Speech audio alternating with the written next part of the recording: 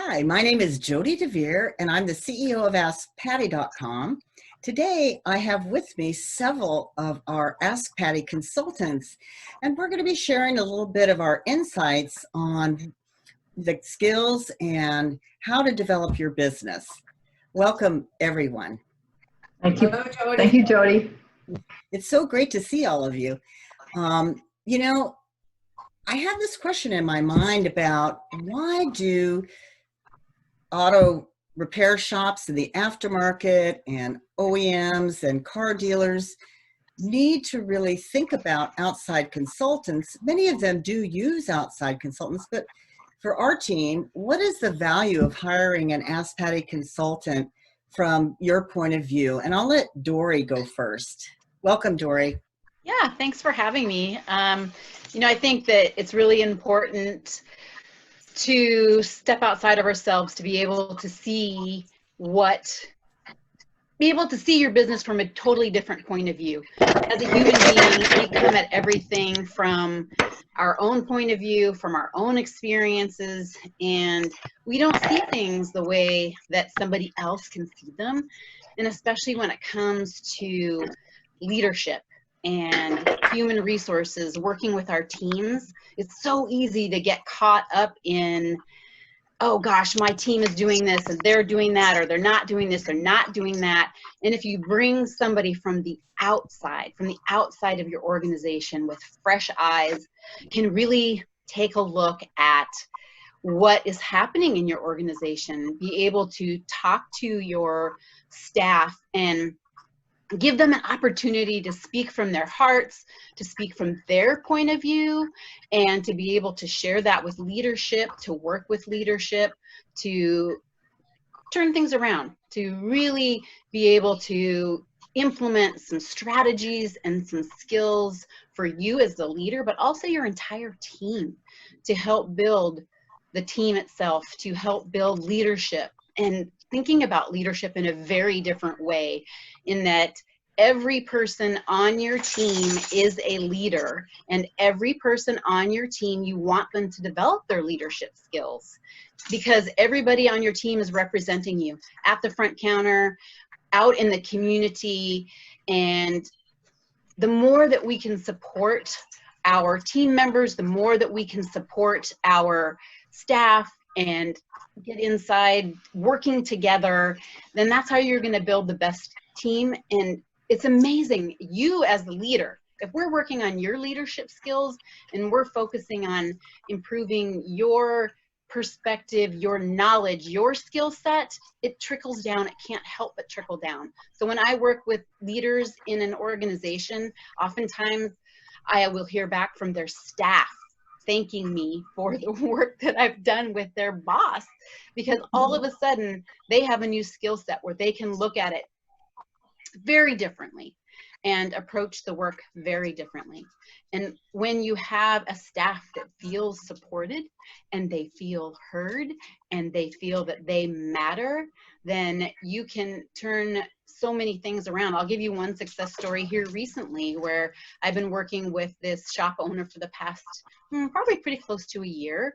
And we think we're working with individual people, and we are, right? But ultimately, you're in business for one reason: to make money. And I know you're going to push back in some ways. Well, I'm in business to help people, and I'm in business to make a difference.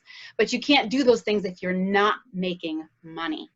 So if you focus on this bigger picture, you're working with an outside consultant who can help you see some things that you're not seeing, can help you develop a new skill set to be a more effective leader.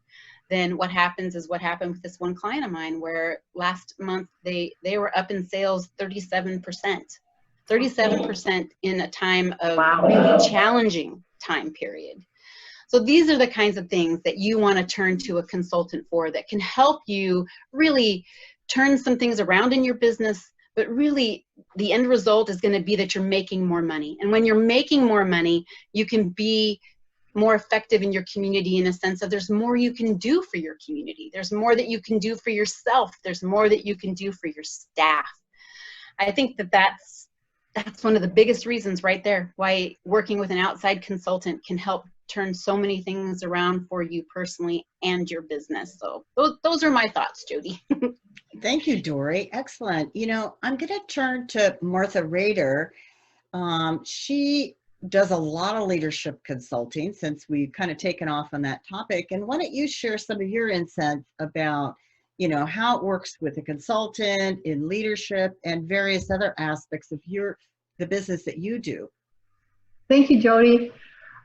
Yeah, so I work in two broad areas. One is culture, and part of culture means you have to have leadership that's developed or trained. And let's face it, you know, a lot of us who have grown up through the industry without any training or development to become managers and leaders, as we're promoted from the technical skills that we have because we're really good at that. And then all of a sudden we find ourselves in this position as we're managing people. The other day I got a call from someone who was recently promoted, and they said, "Oh my gosh, I didn't sign up for this." Well, that's what it's all about. And so it's really tough because when we're promoted through the ranks and we really don't know how to manage people, our job is to influence people so that they're able to do their jobs, they're able to be productive, they're better performers. But unless we know how to do that and we can work with people to do that, then you may not get the results that you expect.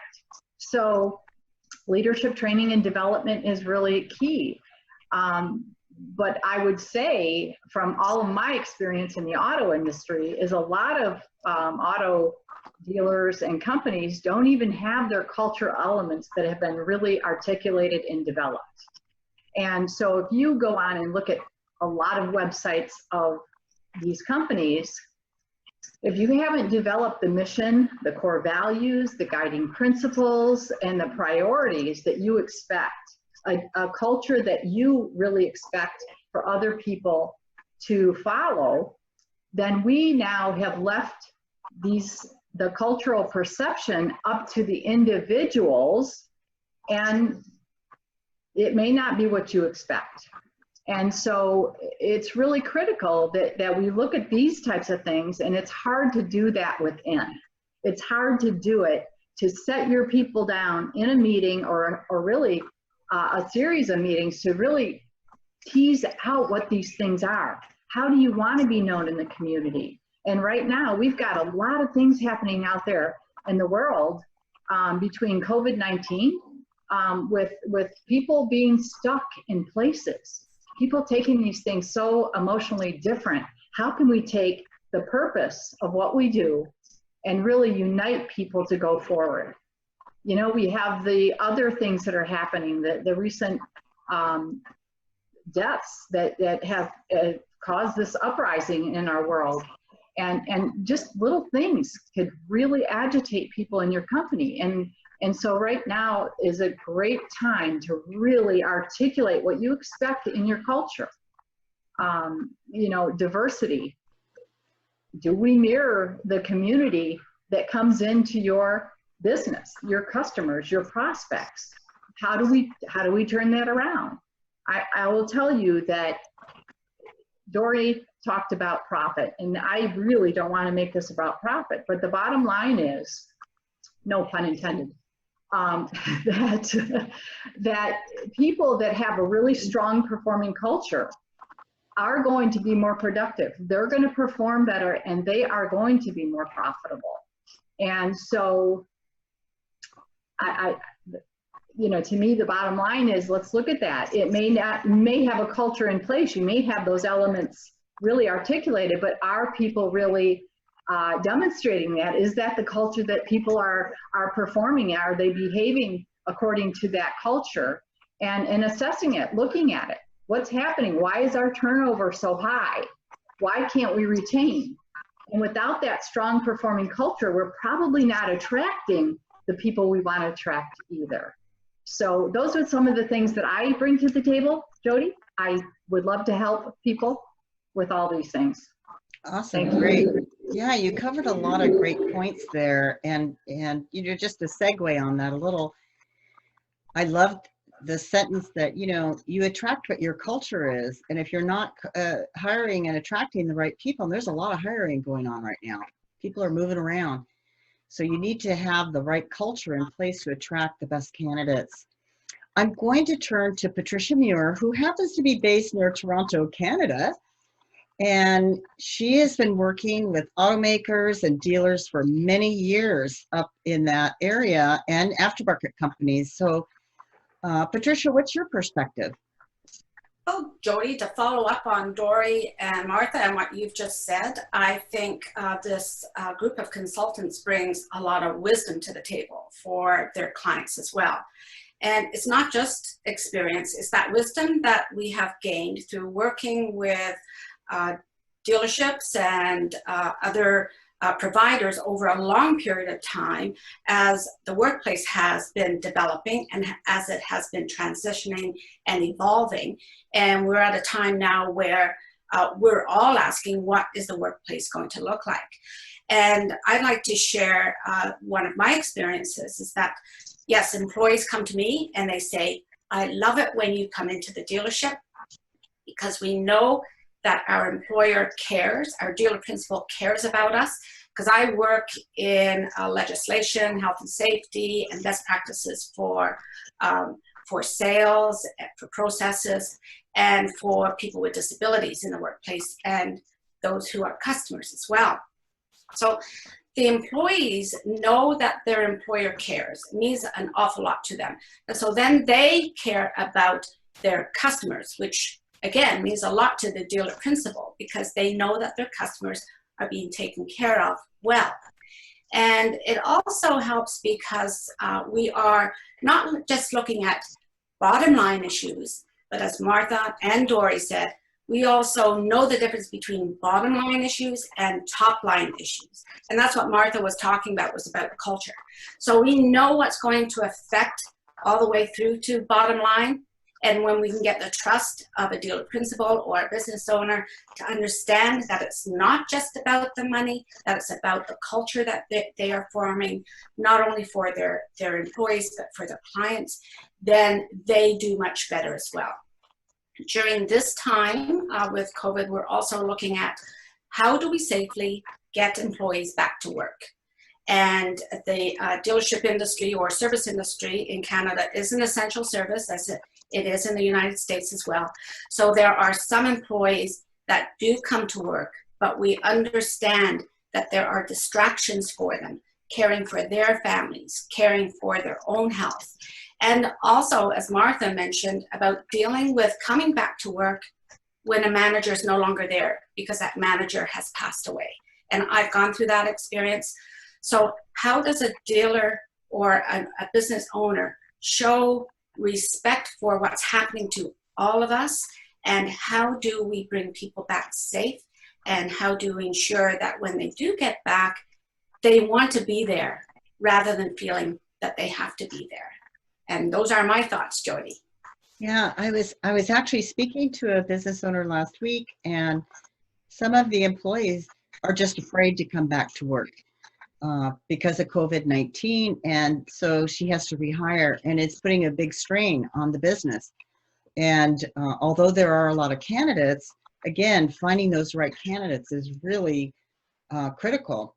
So I'm going to turn to Donna Wagner, and she has a lot of experience around the hiring part, I know, and also how to, readjust your marketing, your advertising, and how you go to market. So let's hear from Donna Wagner. Welcome. So Donna, why is it important to employ outside consultants? So, Jody, thank you for having me here today. Consultants bring a broad experience to companies and an outside perspective. So they have no preconceived notions about how things have always been done. And they may have experience that your employees don't have. And what we're seeing now with companies in all industries is that traditionally the boomers have held the most senior level positions, and they're exiting the workforce in droves. And so there's not enough of the next generation, the Gen Xers, to fill those positions. And those positions are now being filled with millennials and folks from Gen Z. And so what you're seeing is an average level of experience dropping. And we all know you can't make up for experience without having that experience. But consultants can help fill the gap. And for example, I come with 30 years of automotive experience. So I worked for manufacturers. I worked for marketing communications agencies, and I've learned, as having worked for both of those, how do you work with each one of those to really maximize the relationship? And I bring that perspective. I've also worked for a nonprofit and have touched every piece of the business, and which really led me to being the department chair teaching the auto parts business. And so I've had that experience of taking my work, taking work that I've done for various companies and then applying it in the classroom and really expanding on that knowledge and really going in depth when it comes to sales training, marketing, category management, business operations, lean process improvement, that type of thing. And so folks and consultants with that kind of experience really can help fill the gap of what your employees have. Plus, it also allows you as a company executive to really find an area that your employees don't have time to focus on and bring somebody in to help move different projects along or just put extra emphasis in certain areas. So for instance, as I said, I've focused on marketing and brand management and category management, but I've also started focusing on some other areas in my consulting work, including networking. Companies spend a lot of money sending people to association events and also even just community events. And so how do you really maximize attendance there? I learned that almost by accident because I had to overcome a lot of shyness when I first got into the industry. So I developed some tips and techniques to overcome that shyness. But with it came a focus on how do you work that event to really maximize your attendance there and develop the network and the knowledge that you need from that particular event. So I can work with groups or individuals on that, and really it helps to build confidence and develop your next senior level folks. So another area that I'm focusing on is, for lack of a better term, business math. But really what it is helping employees understand the impact of their decisions on a company's bottom line. When an employee understands how the company's money is made, they do a better job of making decisions. And so retailers are telling me that this is an area that not just the folks in the store need to focus on, but the people in their corporate headquarters as well. And of course, talent development. How do you create a pipeline of young folks and people coming into your company to help fill those open positions? It's one thing to fill one position, but how do you create that pipeline? And I've worked with companies and young people to really understand what it is they want from each other. And so I've developed some tips and techniques, again, that will allow companies to really develop young talent. But also, how do you keep middle and senior level employees engaged throughout their career? So those are some of the benefits of really working with a consultant, Jody, and some of the areas that I'm working in. Thanks, Donna. That's great. But I can tell you that Donna Wagner has tremendous experience working with aftermarket companies on culture and hiring and working on your marketing and advertising and how to make that more succinct and reach more people. So any final words that anyone wants to offer? Martha, just to punctuate our conversation, go ahead. Sure. So some of the questions that I would say that would be important questions to owners right now is, you know, how are your teams performing together? Is there good communication? Do you think your managers and leaders are in tune with their blind spots? If they're blind spots, probably not. But the question is, you know, what's happening that may be impeding better performance? And right now, not just performance, but how are we really truly caring about people that are working for us? And how do we understand ourselves better so that we can do things differently? And so there are a lot of things that we can do that can open up those avenues where people can start to understand themselves better. When we understand ourselves better, we can learn about others, and then we can give better feedback. We can do better coaching. All those kind of things can be really learned through best practices. And so I would just think about those questions. Thanks, Jody. Thank you, Martha. And I'm going to go to Dori. Yes, thank you. I'd like to piggyback off of what Martha was speaking to in regard to culture.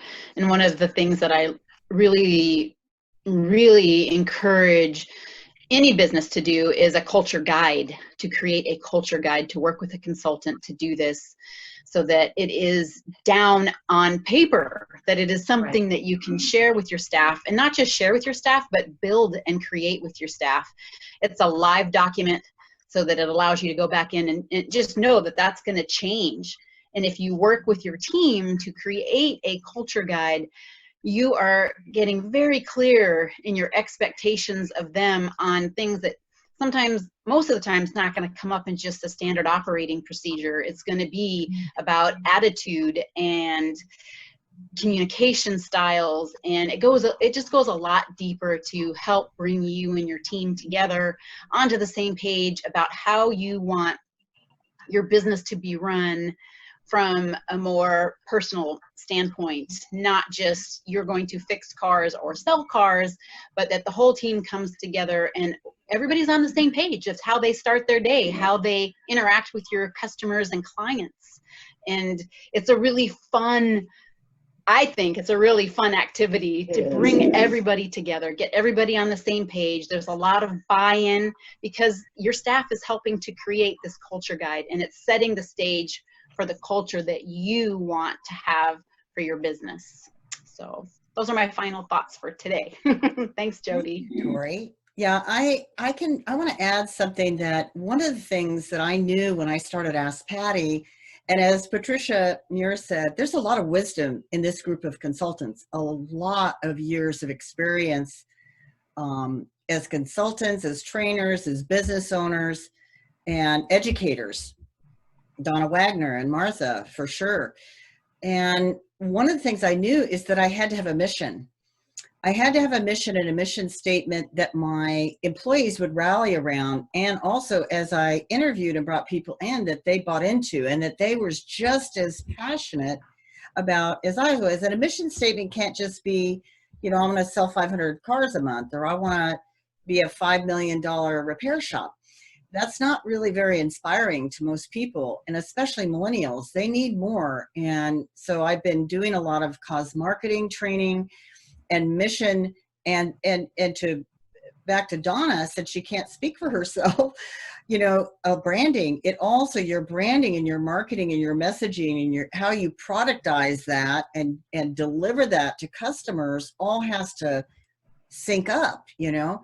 And so I think what we're speaking of is a very holistic method of bringing a company into not only great profitability, but also to have a great reputation in the marketplace. So I'm going to let Patricia Muir add her final closing comments. Okay, thank you very much, Jody. A lot of the conversations that I'm listening to lately, and a lot of the articles that I'm reading, is about leadership versus management.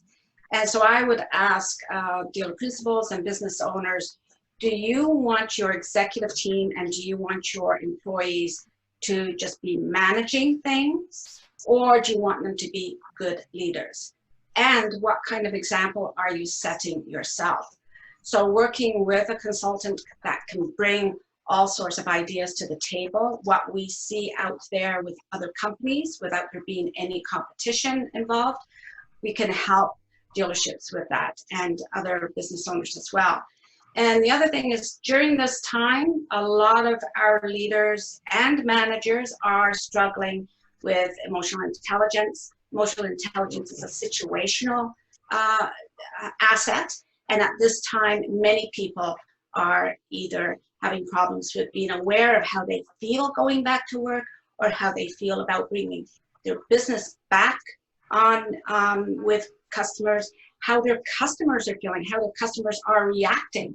A lot of customers are very short and fearful at the moment, and employees have to deal with that. So again, respecting that front line and giving them the tools that they need to be able to serve the customers, and in turn make the dealership a good branded dealership or a business in the industry, and more success at both the top line and the bottom line. Thank you, Jody. Thank you, Patricia. This has been very insightful. Thank you, everyone. Again, my name is Jody DeVere, and I'm the CEO of AskPatty.com. And here you have a collection of 5 of the AskPatty consultants who are here to help you, your businesses at the top and bottom line, grow. You can find out more about their work on AskPatty.com on the consultants page. Thank you for joining us today. Thank you, Jody. Thank you, Jody.